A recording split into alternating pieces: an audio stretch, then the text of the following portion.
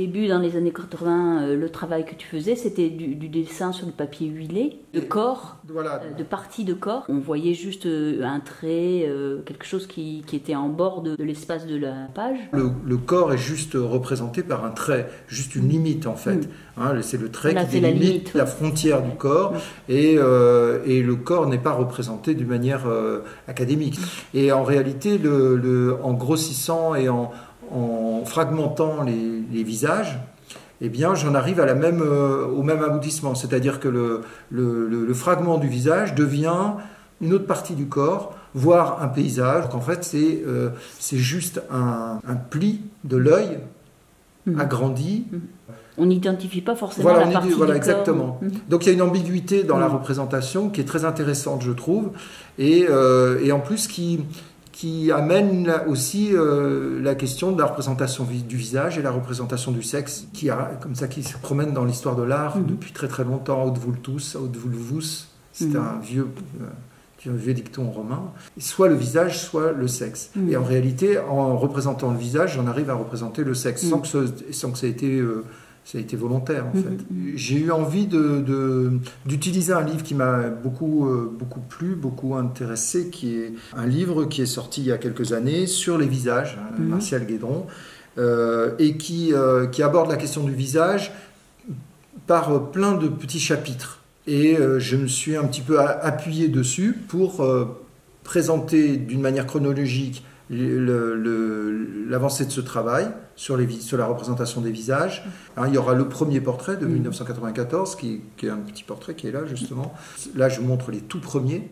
Et je montre aussi effectivement des collages, des choses qui m'ont permis d'arriver là sans qu'à l'époque j'en ai conscience, quoi. Parce que ce qui m'intéresse depuis le départ, depuis les papiers huilés, mais tu vois, à peu près, c'est la représentation du corps. Donc je me suis dit, dans la représentation du corps, je vais tout explorer. Et donc à un moment donné, effectivement, s'est posé la question du visage. Tu vois, ça c'était dans les années 90, début des années 90. Et c'était très compliqué parce que la question du visage, dès que tu fais un travail sur le visage, tu fais un portrait. Et dès que tu fais un portrait, tu fais quelqu'un. En fait, ça s'est mis en place à partir du moment où j'ai demandé aux personnes de fermer les yeux. Et ça s'est fait par hasard, en fait.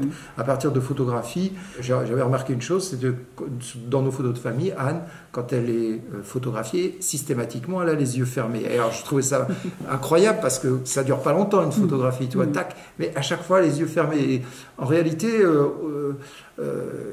donc j'ai fait un premier dessin à partir d'une de ces photos et j'ai trouvé que c'était intéressant de représenter quelqu'un qui a les yeux fermés parce que pour le coup c'est plus du tout ça échappe totalement à l'idée qu'on a du portrait puisque la personne ne regarde pas donc elle est ailleurs tu vois donc là je me suis dit là il y a un truc à explorer et je demandais à mes modèles de fermer les yeux. Je me suis retrouvé avec des gens qui avaient l'air de dormir ou d'être morts. Donc ça faisait référence au masque mortuaire. En fait, c'est pas du tout ça que je voulais.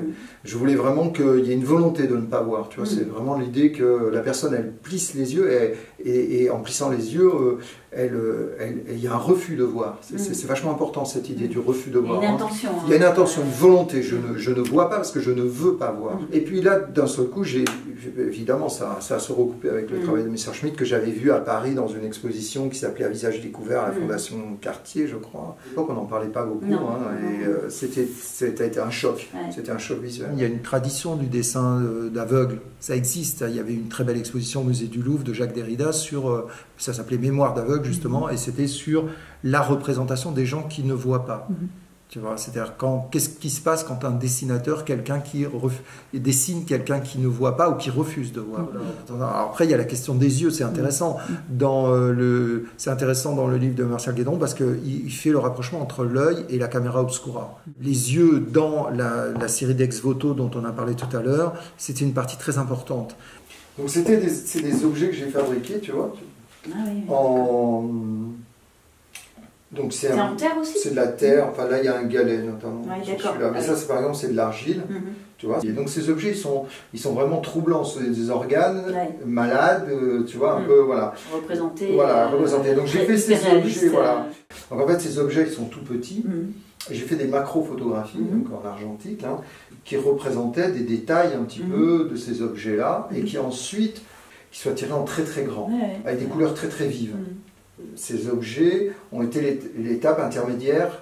Donc là, il n'y a pas la photographie, on ne passe pas par le biais de la photographie. Je montre directement l'ex-voto qui s'inspire d'ex-voto qui ont existé de tout temps et dans toutes les civilisations. Et qui existaient déjà dans la préhistoire et qu'on trouve dans toutes les civilisations et à toutes les époques. En réalité, il y a des ex-voto d'organes internes qui datent de l'époque romaine, par exemple, en terre cuite, et qui sont des intestins, par exemple, qui sont des organes génitaux, qui sont des trucs comme ça. En fait, c'est le geste votif qui est intéressant, c'est-à-dire le fait de croire à quelque chose. On fait un objet, même de manière très simple, tout le monde devient magicien, si tu veux.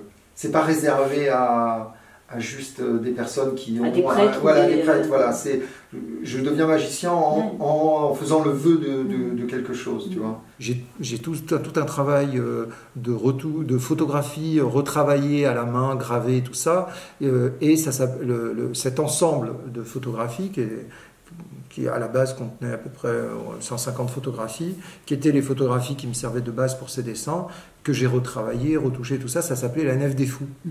Donc si tu veux, c'est des thèmes autour duquel je dois l'écrire. Alors ce que j'aime beaucoup dans le livre de Martial Guédron, c'est qu'il parle du crâne, mais il ne parle pas du crâne... du crâne ossement, il parle du crâne, c'est-à-dire le sommet de la tête, quoi. Là, par exemple, j'ai une pièce que je vais présenter dans l'exposition aussi, et qui est une pièce qui a éclaté, tu vois. Donc c'est un œil qui a éclaté, qui devient... il y a une araignée. Une araignée au plafond.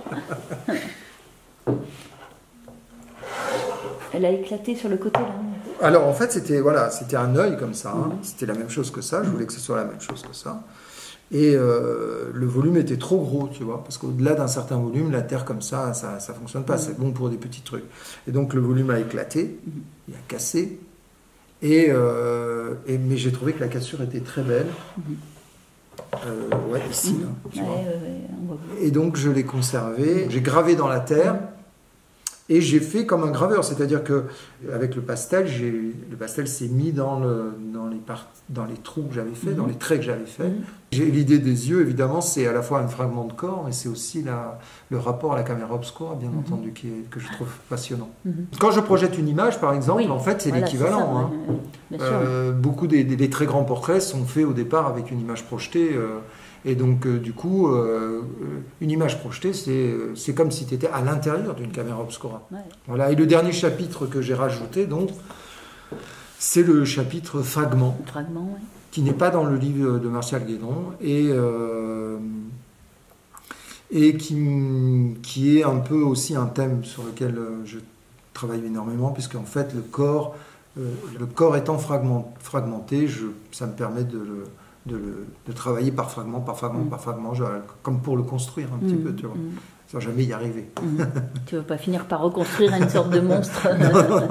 Non, ça m'intéresse beaucoup plus de prendre des fragments comme ça, si tu veux, mais comme sur les dessins huilés, tu vois, la fragmentation, c'était la possibilité d'être dans un univers beaucoup plus abstrait, si tu veux. Et puis il y a la couleur aussi, quand même. Et alors il y a la couleur qui vient se rajouter en glacis, comme ça, et ça c'est aussi pour moi une expérimentation. Tu me disais, qu'est-ce que tu as envie d'expérimenter? Justement, la couleur, c'est vrai que je n'ai pas beaucoup utilisé la couleur dans mon travail, ça m'est arrivé, mais pas... Mais là, par exemple, celui-là, il est rouge. C'est l'idée de monochrome, parce que c'est l'idée aussi de perte du visage sur une tonalité qui est très proche. Donc le visage se perd dans la tonalité du rouge. Mais c'est une couleur que j'utilise, c'est le rouge. C'est la couleur du sang, c'est la couleur du corps. L'idée, c'était d'avoir une déperdition du visage dans la couleur.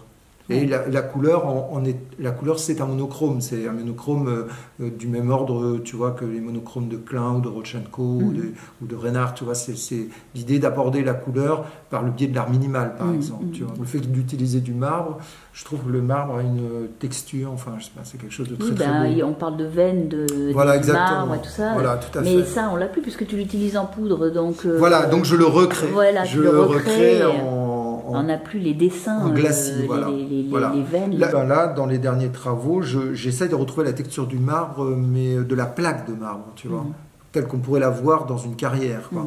Et le dessin vient se perdre dans la matière du marbre. Tu vois. Et donc je fais une vraie peinture, en fait. Tu vois. Je fais une vraie peinture qui représente du marbre. Aussi, c'est que ça me fait revenir sur des travaux qui datent des années 70, quand même, 78, tu vois. La recherche artistique, elle se fait pas en élargissant, mais plutôt en rétrécissant, tu vois. En resserrant. En resserrant autour de quelque chose qui ne va pas, tu l'enlèves. Tu sais pas pourquoi tu l'as fait, mais voilà. Tu sais que ça va pas et qu'il faut l'enlever. Donc en fait, au fur et à mesure que tu enlèves des trucs, il reste que l'essentiel.